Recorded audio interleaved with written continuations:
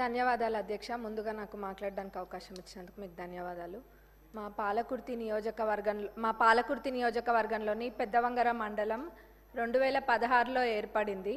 అది పేరుకి మండలం అయితే ఏర్పాటు చేసిండ్రు, కానీ అన్ని గవర్నమెంట్ ఆఫీసెస్ అన్నీ కూడా రెంటెడ్ బిల్డింగ్స్లోనే ఉన్నాయి.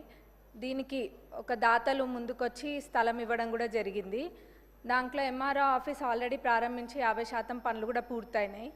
మిగతా 50% పనులు ఏవైతే ఉన్నాయో దానికి 1 కోటి రూపాయలు అయితే ఆ బిల్డింగ్ సంపూర్ణంగా పూర్తవుతుంది. దానికి నిధులు ఇవ్వాలని సంబంధిత మంత్రివర్యులని అడుగుతున్నాం.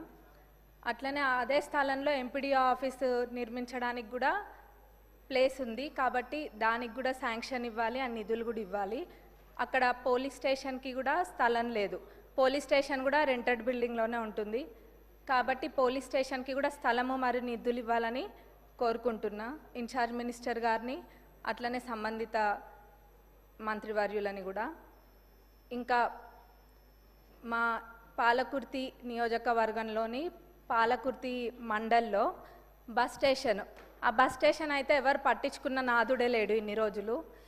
మొన్న ఒక పెద్ద యాక్సిడెంట్ జరిగింది, బస్సు లారీ 2 కూడా ఢీకొన్నాయి.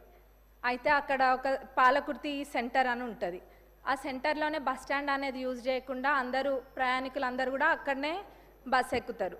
ఎప్పుడు కూడా ఆ బస్ స్టేషన్ అనేది యూజ్ చేయలేదు.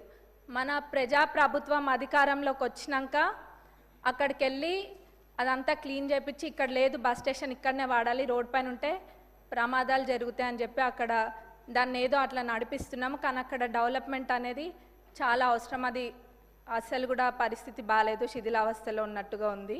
కానీ ఇప్పుడు ఏదో టెంపరీగా అయితే క్లీన్ చేసి పెయింటింగ్ అవన్నీ కూడా వేసిండ్రు. ఆ బస్ స్టేషన్ డెవలప్మెంట్కి నిధులు ఇవ్వాలని ట్రాన్స్పోర్ట్ మినిస్టర్ గారిని, ఇన్ఛార్జ్ మినిస్టర్ గారిని కూడా అడుగుతున్నా. అట్లనే అన్నిటికన్నా ముఖ్యంగా మా పాలకుర్తి నియోజకవర్గ ప్రజల చిరకాలపు కోరిక దేవాదుల కింద ఉన్న ఫేజ్ 3 ప్యాకేజ్ 6లోని పాలకుర్తి మరియు చెన్నూరు రిజర్వాయర్లది. దాని ద్వారా మొత్తము 77,890 ఎకరాలకి సాగునీరు అందియొచ్చు. ఇది ఎంత నిర్లక్ష్యానికి గురైందంటే గతంలో అసలు మొత్తము 20-30% పనులు కూడా 10 ఏళ్లలో ఎప్పుడు కూడా పూర్తి కాలేదు. నేను గతంలో కూడా అడిగితే మన ఇరిగేషన్ మినిస్టర్ గారు సానుకూలంగా స్పందించి రివైజ్డ్ ఎస్టిమేట్ వేపిస్తే మొత్తం ఒక 1015 కోట్ల దాకా రివైజ్డ్ ఎస్టిమేట్ కూడా వచ్చింది. వారు దేవాదులలో ప్రత్యేక శ్రద్ధ చూపిస్తున్నారు మన ఇరిగేషన్ మినిస్టర్ గారు కూడా, ఎందుకంటే తక్కువ దాంతో ఎక్కువ ఆయకట్టుకి నీళ్ళు వస్తాయని చెప్పి. ప్రభుత్వం వచ్చినాక, మన ప్రజాప్రభుత్వం అధికారంలోకి వచ్చినాక అదే చేస్తున్నారు. ఎక్కడైనా కానీ తక్కువ ఖర్చుతోటి ఎక్కువ ఆయకట్టు ఎక్కువ వస్తుందో అట్లాంటి ప్రాజెక్టుల పైన దృష్టి పెట్టడం జరిగింది.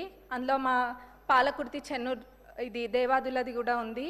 కాబట్టి దీనికి నిధులు కేటాయించాలని మన ఉప ముఖ్యమంత్రి వర్యులని, ముఖ్యమంత్రి గారిని, ఇన్ఛార్జ్ మినిస్టర్ గారిని, ఇరిగేషన్ మినిస్టర్ గారిని కూడా కోరుకుంటున్నాం. ఎందుకంటే ఇది మా ప్రజలు ఎప్పటి నుంచో కోరుకుంటున్నారు, ఎప్పుడు కూడా అది పడవబడే ఉంది. కాబట్టి ఇది చేయడం వల్ల చాలా మటుకు రైతులకి మేలు చేకూరుతుంది మా ప్రాంతంలో. అందులో ఎక్కువ శాతం అంటే 45,000 ఎకరాలు, ఆ 77,000 ఏదైతే ఉందో అందులో 45,000 ఎకరాలు మా నియోజకవర్గానికి సంబంధించి ఉంది, 45,000 ఎకరాలు.